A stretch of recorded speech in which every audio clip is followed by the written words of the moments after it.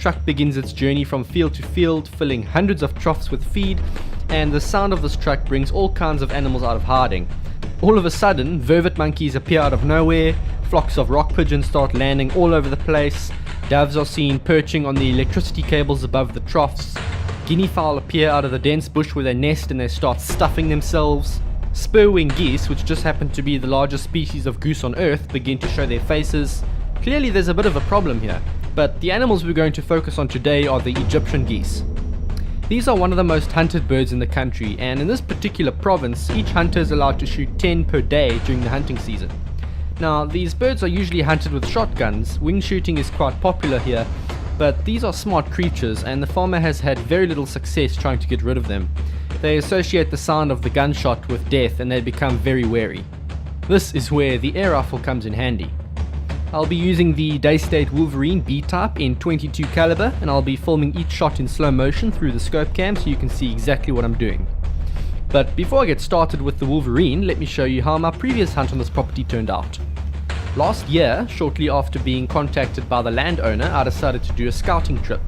I took the Air Arms S510 Ultimate Sporter along with me, and although the wind was absolutely horrible, I managed to get 2 geese in quick succession.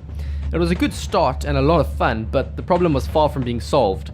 I knew I needed to get out there as soon as the 2015 season started and make a dent in the population as soon as possible.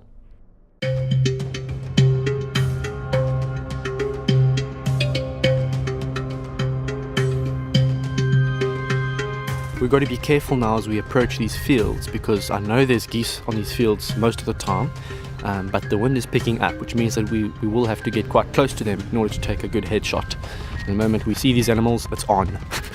So let's see what we can do.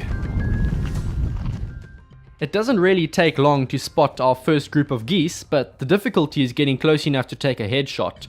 There seems to be less activity than usual, and it takes a while, but in due time we get an opportunity on a lone goose that seems a little less wary than the rest, and we take it with both hands.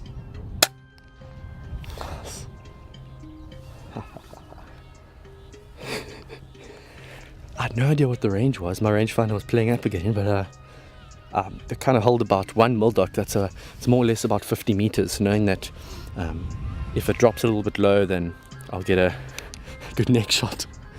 And I absolutely dropped him on camera as well, so flipping stoked about that. It's the first really good scope cam shot I've got, and also the first goose shot with this gun. So did this job really well.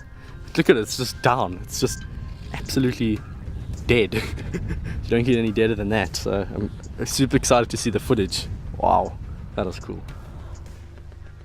You can see here that this pellet drops slightly lower than expected, but that's the beauty of shooting at a bird with a long neck. Misjudge your range a little bit and you can still get a good kill shot. We've actually been walking around for about an hour and a half now, just stalking through these fields, trying to kind of get an idea of where the geese are.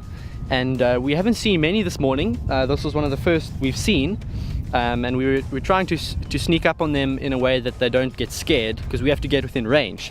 So I used a technique that seems to work most of the time, where you actually just pretend like you're not interested in the bird at all. You look the other way, you casual body language, and believe it or not, these birds can actually tell that. I mean, there's plenty of workers on this farm that walk past here all the time, and they have a certain body language, and as long as you're not aggressive towards the birds, and as long as you're not kind of, slow down stalking them, they don't really have an issue with you being near them.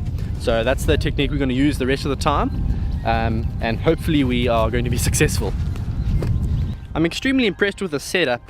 Got this gun less than a week ago, and it's balanced extremely well. The weight is further back because it's a bottle gun, and I fitted this Varrock silencer on the end, and the silencer is a really good match for this gun.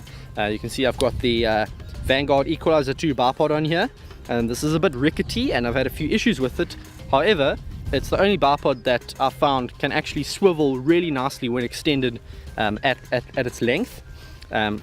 So it's something I've got to have really. And 500cc bottle, I can get 85 full power shots. Doubt I'll ever need to use 85 shots in a full day unless I'm hunting pigeons, but it's great. It's a great thing to have, just not worrying about about having to fill the gun. It's awesome. The wind starts to pick up a bit, so we call it a day with a good variety of small game. The next morning we head out early and the conditions are way better. The wind is at a minimum and there are geese absolutely everywhere. Within a few minutes we have one in our sights about 60 yards away. I place the crosshairs right on the bird's head, I pick my moment carefully and I squeeze the trigger. Nailed it! You can see here that I'm using the turret to make my adjustments instead of the reticle. I can do this with the Hawk Sidewinder because the turrets are so reliable, and I way prefer this to holding off because it allows me to focus on the shot placement instead of the adjustment. I retrieve the goose and I'm very happy with the result. This is a big boy. Nice big one. Shot right in the head. I got one of the arteries going to his brain. You can see there's a heck of a lot of blood there. But right behind the heart, right behind the eye, in the brain, straight down, dead. We keep on walking and a few hundred yards away we spot our next target and it's straight back to business. Got one of them on my crosshairs. It's probably about 50 meters. It's about a mil-dot holdover.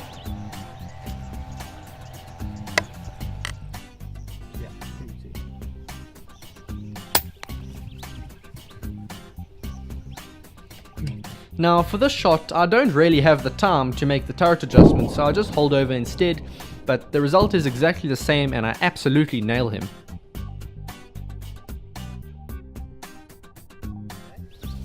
Five pigeons and a goose on this field. See on the goose there, another perfect headshot right at the back of the head. Awesome. Some people may argue that it's inhumane to shoot geese with an air gun, but as I've proved today, that is absolutely not the case. Provided you only take head and neck shots, these birds actually face a quicker death than most of those taken out of the air with a shotgun. Now this next shot has to be one of the best I've ever taken on a goose. Just watch how this one plays out.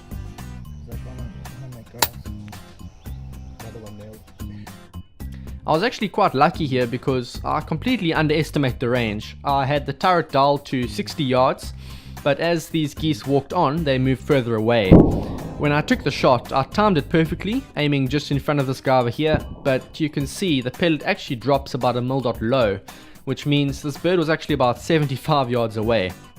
Luckily his neck takes the impact and that ends him on the spot.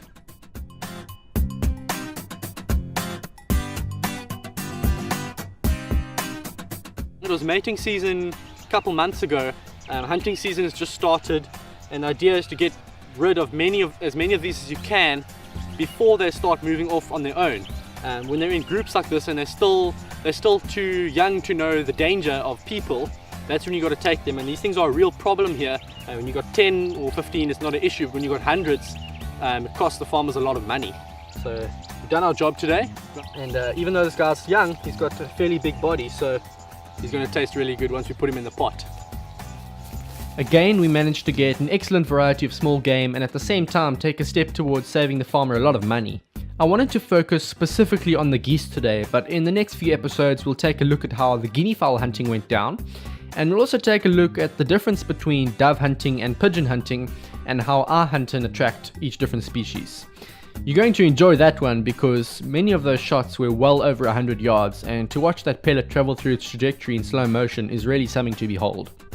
To stay up to date with my uploads, subscribe to Air Arms Hunting South Africa or follow me on Facebook, and take a look at Team Wild TV as well if you have the time. I've done some really fun episodes on their channel as well. Thanks for watching and I'll see you on the next one.